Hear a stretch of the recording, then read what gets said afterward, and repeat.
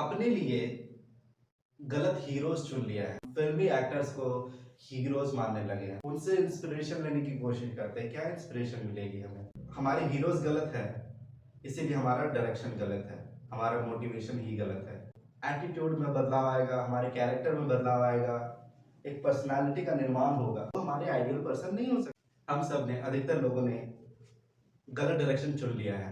हमने गलत लोगों को, गलत लोग नहीं कहेंगे, अ, अपने लिए गलत आइडियल पर्सन या गलत मोटिवेशन चुन रखा है। हमने अपने लिए गलत हीरोज चुन लिया है। हम फिल्मी एक्टर्स को हीरोज मानने लगे हैं। They are not heroes, they are actors. Of course they are brilliant actors, but हम उन्हें हीरोज मानने लगे हैं। We consider them as inspiration.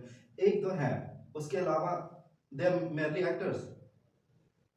अब जिंदगी में होती ये है कि हम अपनी जिंदगी में एक छोटी सी डिग्री का भी रॉन्ग डायरेक्शन अगर ले लें तो वो हमें अपने डायरेक्शन से भटका देता है, वो कहीं और ले जाएगा आपको। एक छोटी सी डिग्री, हमें जाना है 90 डिग्री, आप 92 डिग्री ले लो और एक लॉन्ग रन में आप कहीं और पहुंच जाओगे। आप वहीं नहीं रहोगे, वहां आप कभी जाओगे नहीं, अपनी मंजिल तक कभी कभी नहीं पहुंच पाओगे। इसीलिए हमारा डायरेक्शन सही रहना बहुत जरूरी है। और हमने क्या किया है, रॉन्ग आइडियल पर्सन चुन लिया है। फिल्मी एक्टर्स को आइडियल पर्सन मान लिया है। उनसे इंस्पिरेशन लेने की कोशिश करते हैं। क्या इंस्पिरेशन मिलेगी हमें? They never talk motivational things. They are busy making movies, promoting their movies, staying in limelight, being considered। वो बिजी है भाई, वही उनका काम है, वही उनका धंधा है, उसी से उनकी इनकम होती है। उनको लाइमलाइट में रहना पड़ता है, उनको लाइमलाइट में रहने की जरूरत पड़ती है, उसी से उनको रिकग्निशन मिलती है, पहचान मिलती है। और जितना ज्यादा लोग उन्हें जानते हैं उतना ही ज्यादा लोग उनकी फिल्में देखते हैं। यही उनकी इनकम का सोर्स है, आप कह सकते हैं। But they can not be our social heroes, right? चूंकि हमारे हीरोज गलत है, इसीलिए हमारा डायरेक्शन गलत है, हमारा मोटिवेशन ही गलत है। हम यहाँ तक नहीं रुकते हैं, हम तो ये भी जानने में इंटरेस्टेड रहते हैं कि आ, वो आजकल किनको डेट कर रहे हैं, कहाँ पर वेकेशन के लिए जाते हैं, साल में कितनी बार वेकेशन को जाते हैं, उनके बच्चों का नाम क्या है, उनके बच्चे कब लॉन्च होने वाले हैं, उनके बच्चों को कौन लॉन्च करेगा। हम यहाँ तक की न्यूज़, एक एक पल की न्यूज़ उनके बारे में जानने की कोशिश करते हैं। आपने कभी सोचा है कि वे एक्चुअली में यही चाहते हैं कि आप उनके बच्चों के बारे में भी पढ़ें, उनके बच्चों के बारे में भी जानने की कोशिश करें, ताकि जब वो फिल्मों में लॉन्च हो तो वो पहले से ही एक नामी नामी आदमी बन जाए, फेमस आदमी बन जाए, ताकि उनकी फिल्मों को प्रमोट करने में ज्यादा मुश्किल ना हो।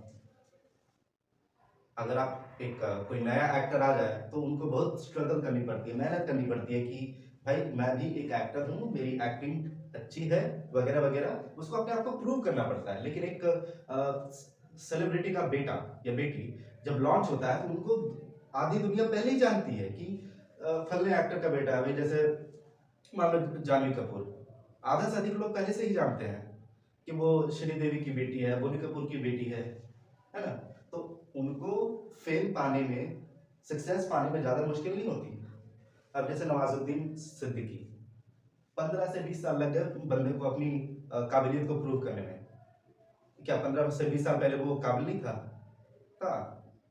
तो हमें उनकी सक्सेस स्टोरी पढ़नी चाहिए कि भाई उन्होंने किस तरह से स्ट्रगल किया, किस तरह से प्रॉब्लम्स को फेस किया, क्या क्या यातनाएं झेली उन्होंने। एक समय ऐसा भी था जब उनके पास रेंट के लिए पैसे नहीं थे, खाने के लिए पैसे नहीं थे, कैसे उन लोगों ने जिंदगी गुजारी। हमें वो पढ़ना चाहिए जो हमें आगे एक इंसान, एक निर्माण करती है, हमारे हमारे व्यक्तित्व का निर्माण करती है। जानवी कपूर के बारे में पढ़ के आपको क्या मिलेगा? विद ऑल ड्यू रिस्पेक्ट, मतलब उनके बारे में आप क्या पढ़ोगे? बहुत ही सिंपल लाइफ है उनकी। आधी आधा से अधिक सक्सेस उनको परोस के दिया गया, बाकी उनको प्रूव करना पड़ा। ऑफ कोर्स तो बाद में उतना मुश्किल नहीं होता है। तब क्या करोगे ये जानकर कि मनीष मल्होत्रा के कपड़े कौन कौन पहनता है, या मनीष मल्होत्रा के बनाए हुए कपड़े कितने कीमती होते हैं?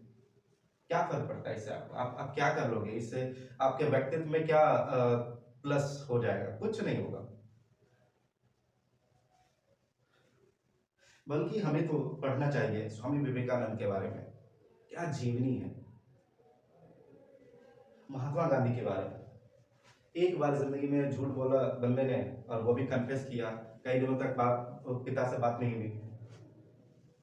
आजकल तो आधा से अधिक लोग महात्मा गांधी को गलत समझते हैं, खैर उनका अपना व्यू पॉइंट है, बट जो स्ट्रगल उन्होंने देखा है, जो स्ट्रगल उन्होंने किया है, वो आम नहीं है, बहुत ही खास है। भगत सिंह फांसी पे चढ़ने वाला है बंदा, वो किताब पढ़ रहा है।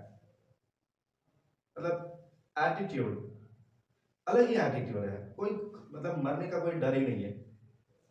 अपना उन्होंने अपना मेंटल स्टेट क्लियर कर लिया कि भाई मरना तो है ही, तो फिर डरे क्यों। सुभाष चंद्र बोस, क्या व्यक्तित्व है भाई। अपने पिता को खुश करने के लिए उन्होंने सिविल सर्विसेज एग्जाम पहले अटेम्प्ट में क्रैक किया, और खुद की आत्मा की तृप्ति के लिए उन्होंने देश की आजादी के लिए लड़ाई लड़ी। जाकर के हिटलर से मिलाए जर्मनी में, हिटलर से समझौता, जिसके सामने आने से लोग डरते थे, अकेला चला गया, हिटलर से मिलके आ गया। ऐसे ऐसी पर्सनालिटी के बारे में हम पढ़ेंगे तो शायद कुछ सीखेंगे, हमारे एटीट्यूड में बदलाव आएगा, हमारे कैरेक्टर में बदलाव आएगा, एक पर्सनालिटी का निर्माण होगा। भाई सुभाष चंद्र बोस भाषण दे रहा है बंदा, अपनी मुंह से आग उगल रहा है, तुम मुझे खून दो मैं तुम्हें आजादी दूंगा, और लोग आग बबूला हो रहे हैं, भाई तू बोल मैं तैयार हूं, अभी बोल मैं नस काट देता हूं।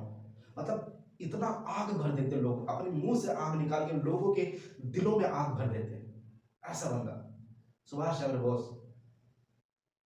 ऐसा नहीं कि सुभाष चंद्र बोस बहुत हैंडसम थे इसीलिए, आधा से अधिक बॉल थे, वो बहुत हैंडसम थे इसीलिए उनकी बात मानते थे, नहीं। या लोगों को पता था कि वे बहुत वेल क्वालिफाइड है या बहुत हुनर वाले हैं, ऐसा बिल्कुल नहीं है। उनकी बातों में वजन था, उनके कैरेक्टर में वजन था, उनके तथ्य में वजन था, वो फैक्ट की बातें करते थे। चंद्रशेखर आजाद भाई ने कसम खा लिया, एक बार तो अंग्रेजों से पकड़ा गया हूं, दोबारा नहीं पकड़ा जाऊंगा, जिंदगी में नहीं। और दोबारा जब पकड़े जाने का वक्त आया तो खुद को गोली मार दिया। मतलब अपने वादे से पीछे नहीं हटा। क्या कैरेक्टर है बंदे का।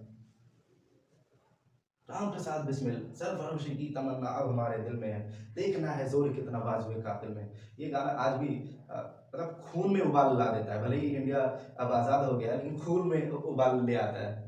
ऐसा गाना मतलब जोश से भर देता है ये गाना आज भी। ये गाना गाने के बाद उनको फांसी हो गई थी काकोरी कांड की वजह से। रतन टाटा सिंपलिसिटी की मिसाल, और उनकी बातें सुनोगे तो लगेगा भाई कितना इंटेलिजेंट बंदा है। मतलब बात करने में उनको कोई पीछे नहीं छोड़ पाता। वही वो बहुत सिंपल है, बहुत ही हम्बल आदमी, बहुत हम्बल आदमी। रास्ते में कोई अगर उसका दोस्त मिल जाता है तो गाड़ी रोक करके बोल देता है, भाई चलो मैं आपको जहां जा रहे हो वहां ड्रॉप कर दूं। रतन टाटा अपने दोस्त को 15 साल जिससे नहीं मिला है उसको बोलता है चलो मैं तुम्हें ड्रॉप कर दूं। अपने कार ड्राइवर के साथ में जमीन में बैठ करके अपने कार की स्टेपनी चेंज करते हैं वो। इतना सिंपल। लाल बहादुर शास्त्री, उनके बारे में कौन नहीं जानता। उनकी कहानी फेमस है ना कि बचपन में वो नदी तैर करके जाते थे स्कूल। जब बड़े हुए तो उनकी एक और कहानी फेमस हुई कि जब वो रेलवे मिनिस्टर नए नए बने थे, उनकी माँ वहां पर आई थी स्टेज के सामने देखने के लिए कि रेलवे मिनिस्टर कौन है। तो लाल बहादुर शास्त्री स्टेज में जाने से पहले ऑडियंस में आ गए, अपनी माँ को बोला कि यहाँ जो रेलवे मिनिस्टर आने वाले हैं थोड़ी देर में, तो बहुत भीड़ हो जाएगी, भगदड़ टाइप हो जाएगी, तो आप यहाँ से चले जाओ। और अपनी माँ को वहाँ से भेज दिया। और किसी ने पूछा कि भाई आपने ऐसा क्यों किया, अपनी माँ को क्यों नहीं बताया कि आप रेलवे मिनिस्टर बन गए हो। तो उन्होंने बहुत ही साधारण सा जवाब दिया कि भाई मैं नहीं चाहता हूँ कि मेरी माँ को इस बात का गुरूर रहे कि उनका बेटा रेलवे मिनिस्टर हो। इतनी सिंप्लिसिटी, इतने बड़े पद, इतने बड़े ओहदे में हो करके इतना सिंपल, ये है सही डायरेक्शन। वो नहीं कि हम कमा लिए हैं बहुत सारा इसलिए हम इतने मोटे मोटे चेन ये वो, ठीक है पहनना गलत नहीं है, but we can not follow them, right. We can not consider them our ideal person, can we can not. वो हमारे आइडियल पर्सन नहीं हो सकते, that is not our ideal life. They are are not our inspiration. They cannot be our motivation. Source of motivation या inspiration वो हो ही नहीं सकते हमारे लिए. They are fine where they are.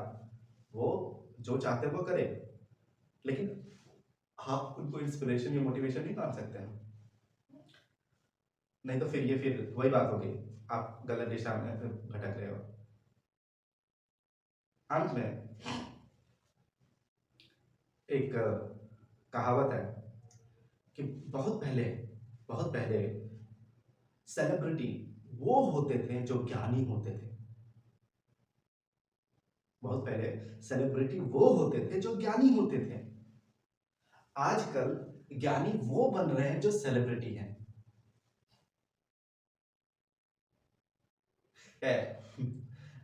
Thank you.